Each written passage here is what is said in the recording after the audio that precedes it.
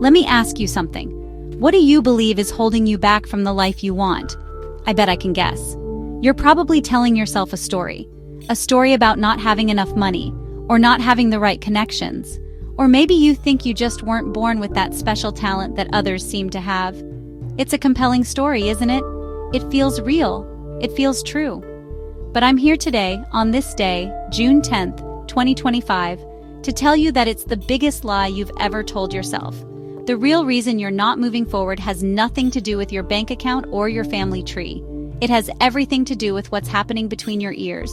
Your success, your happiness, your ability to create a life you are genuinely excited to wake up for is not determined by your resources. It is determined by your mindset. That's it. That's the whole secret.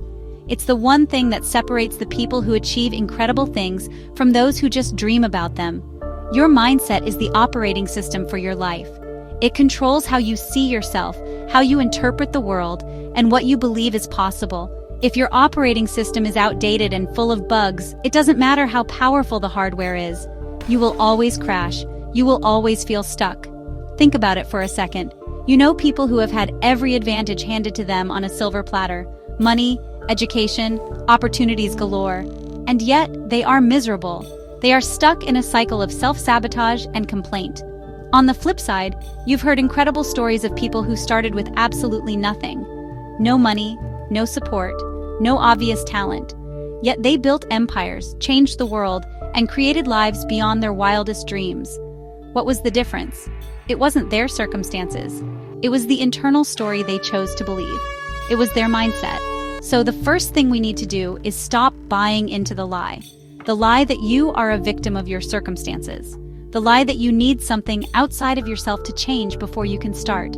That's just an excuse that your brain is serving you to keep you safe and comfortable in your familiar misery. The power to change your entire life is already inside you. It's been there all along. It's a hidden switch waiting for you to find it and flip it. And today, I'm going to show you exactly where it is and how to use it. Are you ready? Let's go.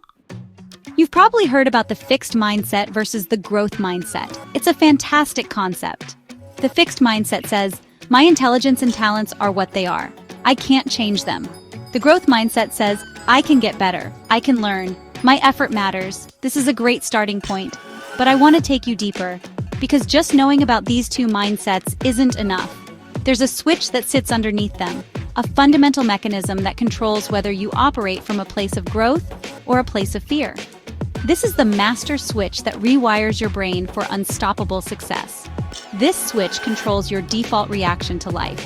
When something happens, you get bad news, you make a mistake, you face a setback, what is your immediate gut-level response? For most of us, that response is to judge. We judge ourselves. I'm so stupid. We judge the situation. This is a disaster. We judge others. It's their fault. This judgment is the default setting for a brain wired for survival. It's trying to protect you by finding blame and shutting down risk. But that protective instinct is the very thing that is trapping you. It's keeping you in a fixed state. The secret is to flip the switch from judgment to curiosity. Or, as I like to think of it, from judgment to information. Instead of reacting with, this is terrible, what if you trained yourself to ask, what can I learn from this? Instead of, I failed, what if you asked, what information did this attempt give me? This is not about positive thinking. This is not about pretending a bad situation is good. It's about being a scientist in your own life. It's about collecting data instead of collecting grievances. This tiny shift is the most powerful thing you can do. When you flip that switch, everything changes. A failed business pitch is no longer a verdict on your worth. It's information about what the client is looking for. A tough conversation with your partner is no longer a disaster.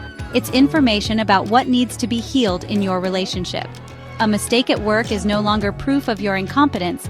It's information on how to improve your process. Do you see the difference? One mindset shuts you down.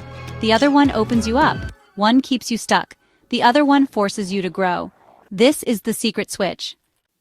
Now your brain is going to fight you on this. It loves its old patterns, and it has 3 favorite traps that it will use to pull you back into a state of judgment and fear. You need to know what these traps are so you can spot them and sidestep them. The first and most common one is the judgment trap.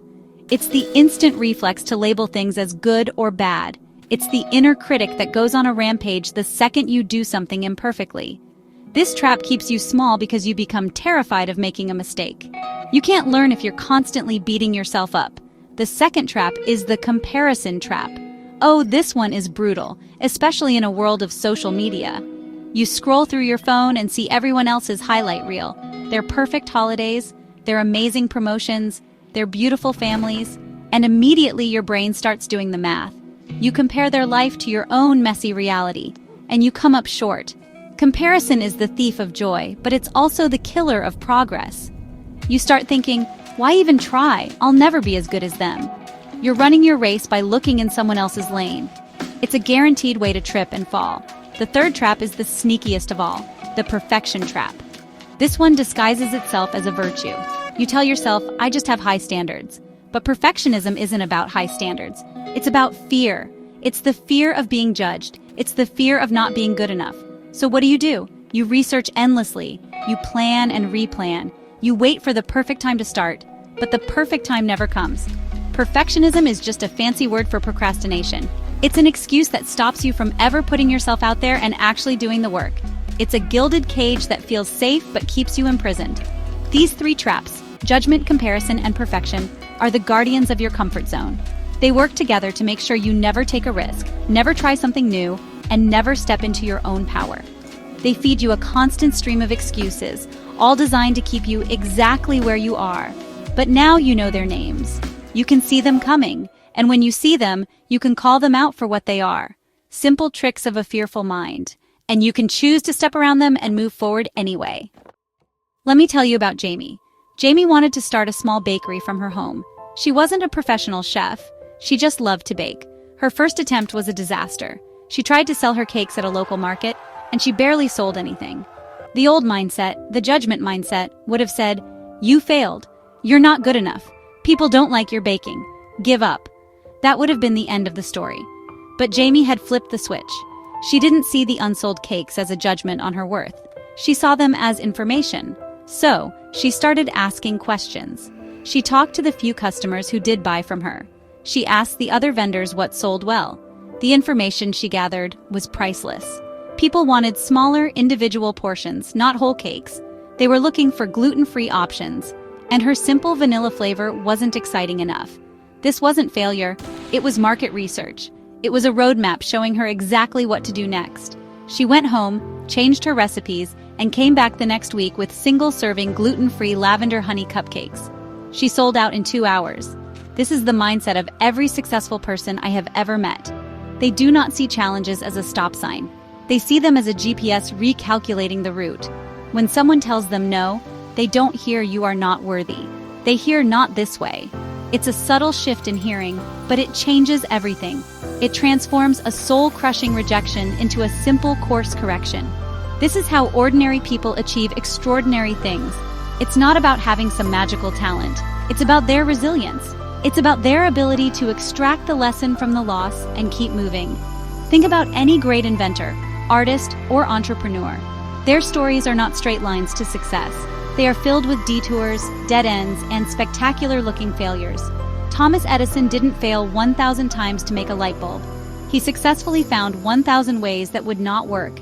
Each failure was just a new piece of information that got him one step closer to the solution. When you adopt this mindset, you become unstoppable, because nothing can truly defeat you. Every obstacle becomes a teacher. Every setback becomes a setup for a comeback.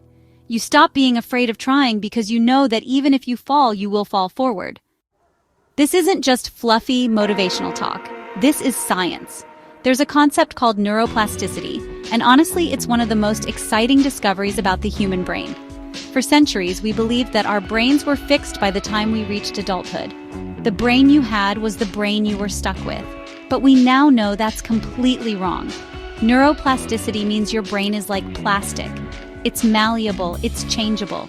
You can literally rewire it. Every single day, with every thought you think and every action you take, you are physically changing the structure of your brain.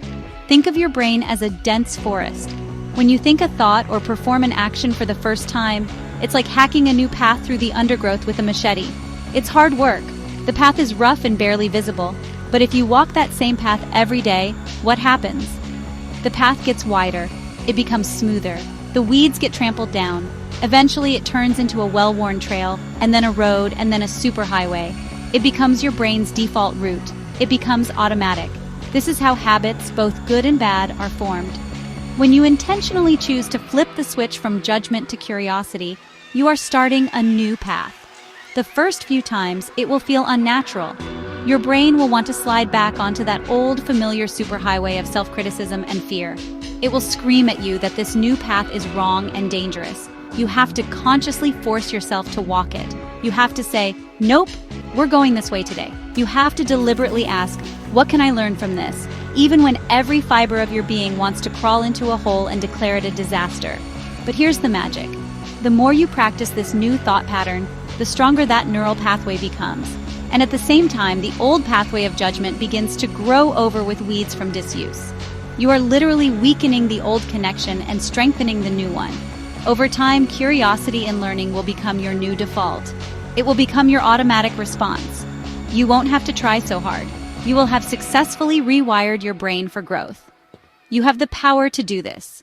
You are the architect of your own mind. Okay, so you're ready to flip the mindset switch. But then comes the hard part, right?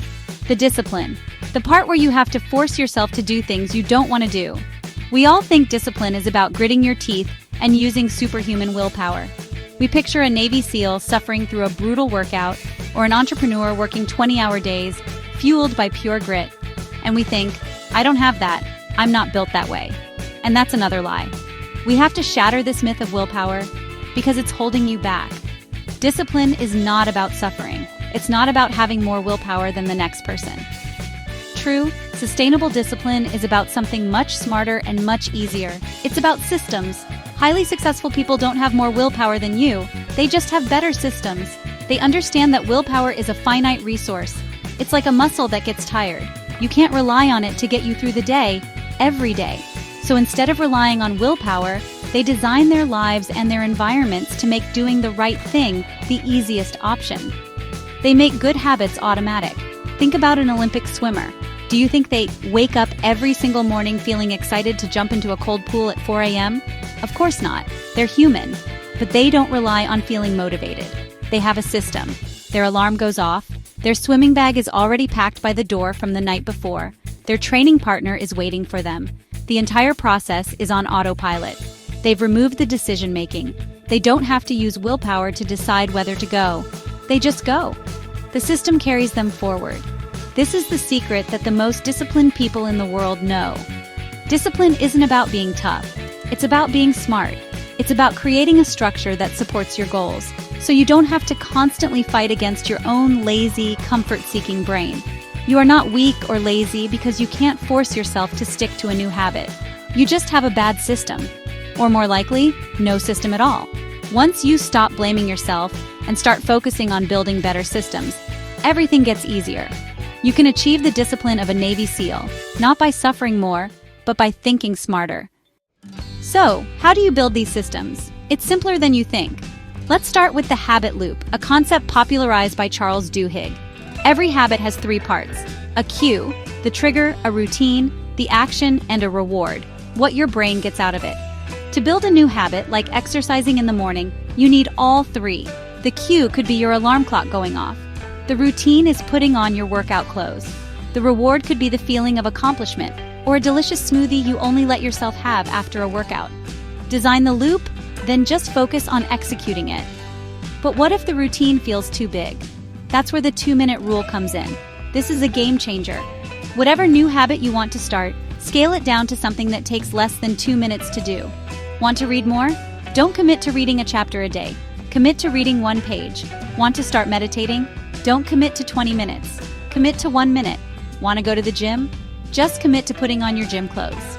The point is to make it so ridiculously easy to start that you can't say no. Anyone can read 1 page. Anyone can meditate for 60 seconds. This builds the initial neural pathway without resistance.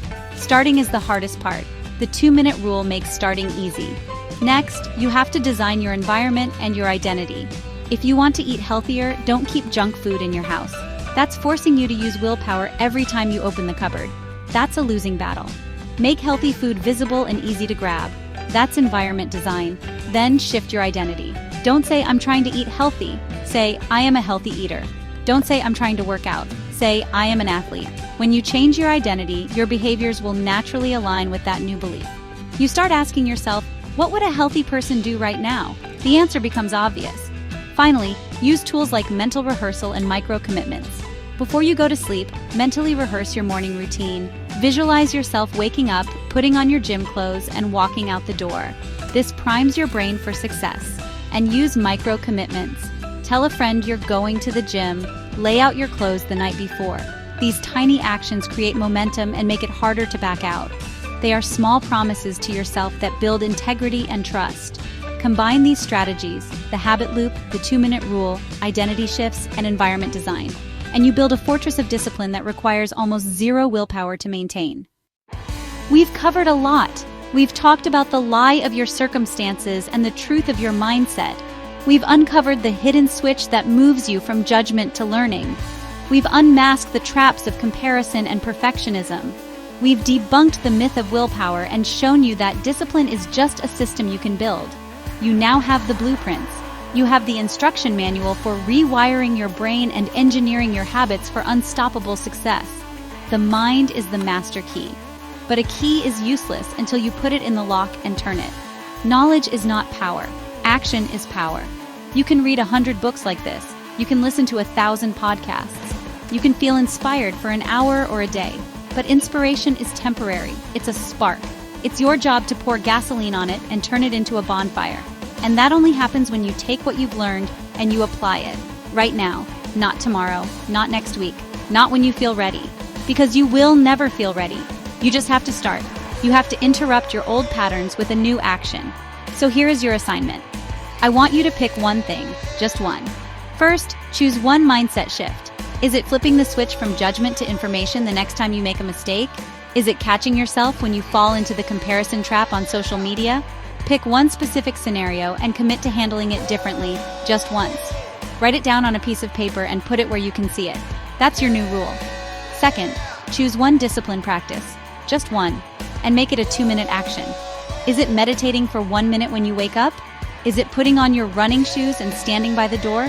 Is it writing one sentence of that book you want to write? Pick one ridiculously small action that moves you toward a bigger goal, and do it today. Don't think about it. Don't negotiate with yourself. Just do it. This is your moment. The past doesn't define you. Your fears don't control you. Your potential is waiting. Flip the switch. Take the action. Your new life starts now.